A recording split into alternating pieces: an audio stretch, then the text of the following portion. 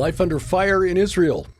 It's 5 and 10 from SkyWatchTV for Tuesday, June 24th, 2025. I'm Derek Gilbert. As I said yesterday, I had recorded yesterday morning an interview with author Doug Hershey, the author of the books Israel Rising and Jerusalem Rising. He is in Israel now, having led some groups there, and got caught when the war between Israel and Iran went hot on Friday the 13th. Wanted to talk with him and have that program for you yesterday, but then events kind of overtook the interview as Iran launched ballistic missiles at the U.S. Air Base in Qatar. That felt like something that needed to be put out there first. In addition, there were some technical issues with the interview with Doug that needed to be cleaned up a little bit. So if you notice some problems with the audio, some jerkiness with the video, it's because of the poor internet connection we sometimes get out here in the middle of the Ozarks. So I ask your forgiveness for that. But now, a day late, but better late than never, Doug Hershey. Life in a War Zone. It's a special 5 and 10 broadcast from Monday, June 23rd, 2025. I'm Derek Gilbert, joining us via internet from the land of Israel, which has been a very interesting place to be for the last 10 days. We are joined by the CEO of the tour company Ezra Adventures and the author of the best-selling coffee table books, which we highly recommend. In fact, you probably have seen Israel Rising on the desk next to me as I do the daily 5 and 10 updates, but also Jerusalem Rising. It's our honor to welcome Doug Hershey back to the program. Doug, you are in Israel. Why are you there, and how long have you been there? I've been here about 3 weeks. I had just been finishing up a harvest aid team. I've been bringing teams here since October 7th to work with farmers either on the Gaza border or up in the Syrian border, up in the Golan Heights. And I just finished a group a couple days just before the initial strike on Iran. So it was I was actually in between groups. So my first group got out and on their way before the airport closed down, and then my second group we've ended up needing to postpone. What has life been like since the 13th of June for you? It's been interesting. Initially, of course, nobody knew what was going to happen. We knew that there was going to be some missile strikes. I was actually here last year when Iran fired over 300 missiles at Israel. And so I had been through some of this a little bit before, but this time was a little bit different because given the preemptive nature of what Israel striking back with some significant heavy weight. But the Israeli warning system is actually really great. So we often think of missile strikes and warning sirens as people screaming and yelling and running for the shelter. We actually have about 5 to 10 minutes from the time that the IDF recognizes there's a launch in Iran to let us know that something is on the way. And then if something, of course, there's the missile defense with the Iron Dome and the Arrow and David's Sling and some of these, and now the Iron Beam, which is a laser defense system. If anything gets through that, then we also have warnings of something that's incoming, either from the missile or from, really mostly it's from the shrapnel of things that have been intercepted. So there's lots of time, and really one of the profound miracles here is that so far there's only been 24 casualties, which is thanking God for that. I mean, that's really incredible.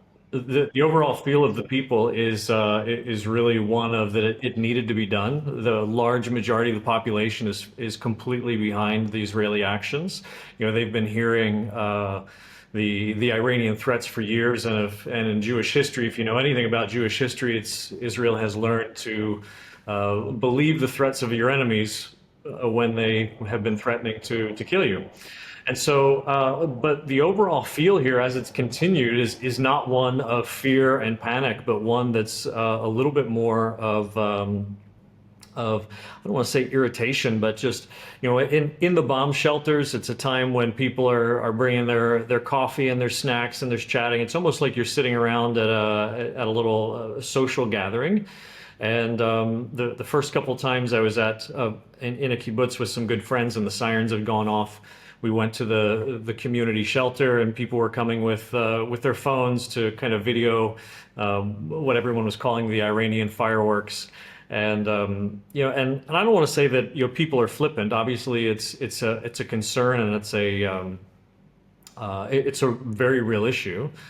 But at the same time, it happens several times a day, and there's more than enough warning, and there's more than enough safe places to step into to be safe and protected. So, Doug, I've seen that Ezra Adventures, your tour company, has been bringing volunteers to Israel for some time now, since the beginning of this conflict with Hamas, as is just average Israelis. In fact, an archaeologist friend of ours who is not exactly what you call prime fighting age anymore, the age range you would expect for your typical frontline soldier, wound up having to spend months on the ground with a reserve unit in Gaza. So the same has been true for farmers and shepherds and so on. What kind of response have you gotten from people willing to come over and volunteer and spend time helping to harvest in Israel? What I found is that since the war has begun, really in the last 18 months, people really do want to help and really do want to get involved, but are not aware of practical opportunities. And so I often have a lot of people that say, I've always wanted to go, or I wanted to come back to Israel and really do something useful. So we'll come back for 10 days at a time, and for 5 or 6 of those days, we're connected with a local farmer who is just in need of volunteers, just need of hands to get involved. And so, on this last trip, we were up in the Golan Heights working with a farmer in the cherry orchards by 6 a.m. Just getting some cherries, harvested so they can get it to market, so they can, get some revenue from their produce. Otherwise, it's really beginning to die on the tree. And so I continue to tell our groups and anyone who's interested in coming, it really is a situation of the harvest being plentiful and the workers being few. And so we've been able to bring believers here that just want to get their hands dirty and get involved and really bless Israel in a really profound way. I guess you'd call it a slogan, slugline, tagline, whatever you want to call it, at your website, doughershey.co, is ancient prophecy through a modern lens. And of course, that's the spirit behind your books, Israel Rising and Jerusalem Rising. How do you view this conflict between Israel and Iran through a prophetic lens? A couple different ways. I mean, for me, with my photo books and with a lot of my research and even my online course called 10 Prophecies Fulfilled in Your Lifetime that you can find on the website at doughershey.co. There is so much that's happening right now. So for instance, when I'm bringing groups, there's prophecies in Isaiah 61 that talk about strangers being the vine dressers and working the fields and coming to bless the people of Israel. Anytime that the prophets talk about the restoration of Israel, it's through Gentile hands. And so I've been contacting the Gentiles saying, do you want to be a part of what is happening and what's going on? Then now is the time. If there's ever been a time when Israel has needed help, it's right now. Now, moving forward, some of the most profound things that are beginning to happen is that even online, even on some of the comments in some of my Facebook posts, there is just an incredible amount of hatred coming towards Israel. And I've actually had a couple of people say, the world really needs to rally together and deal with this Israel problem. And if you know, I mean, the context of the return of the Lord and Zechariah 12 and 14, when there's a Messiah arriving on the Mount of Olives, is all nations gathering against Jerusalem. And for the first time ever, I mean, I've been involved with Israel for many, many years, and for the first time ever, I'm beginning to hear people call for that very thing. Like the world needs to get together and deal with this Israel problem. And it's hard to say what's around the corner and what's going to happen tomorrow, and I'm often very hesitant to speculate what may or may not happen, but just the things that I'm seeing now, even in the last couple of weeks, let alone the last 18 months since October 7th, there's been so many things that just tend to point to exactly what the prophets foretold. And I like to tell people, it's all heading somewhere. It's not it's not just all doom and gloom. This whole process is heading towards an end that all of the prophets talk about, and it's the return of the King. Our friend John Haller of Fellowship Bible Church in Ohio has said that one's view of eschatology dictates one's theology, and I think this is a time when this is very evident. You're finding a lot of Christians now who have become very antagonistic, very anti-Israel, if not anti-Jewish. And I hate to say this, and it's sad to say it, but I think it's true that we are now living through an age where we will see, if we are still here when the Antichrist reveals himself, a group of Christians or people who profess to be Christians who will cheer on the Antichrist as he leads the world to war against Israel. Yeah, unfortunately, I've seen some of those in my Facebook comments already. But, I'll say this. I mean, if the nation of Israel has shown us anything in the last 77, 78 years, let alone in the last 3 weeks, is that there really is something amazing happening in this country. Just talking about factually and historically, I don't know that there's ever been a conflict. Let's just look at the last 10 days.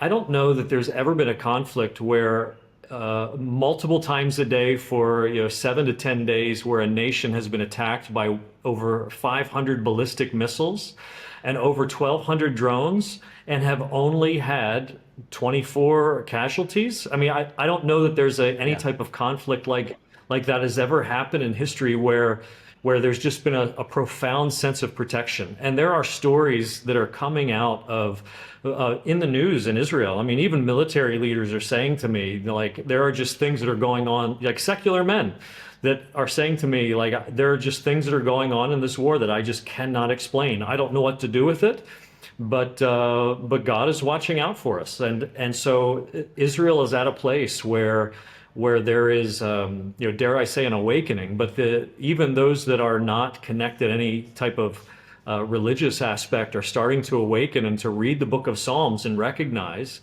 that large portions of the book of Psalms have to do with God protecting his people and delivering us from evil and delivering us from the wicked men. And Psalm 121 has been, all over, Israel as well, in terms of God being the one who is neither slumbering or sleeping and being the guardian of Israel.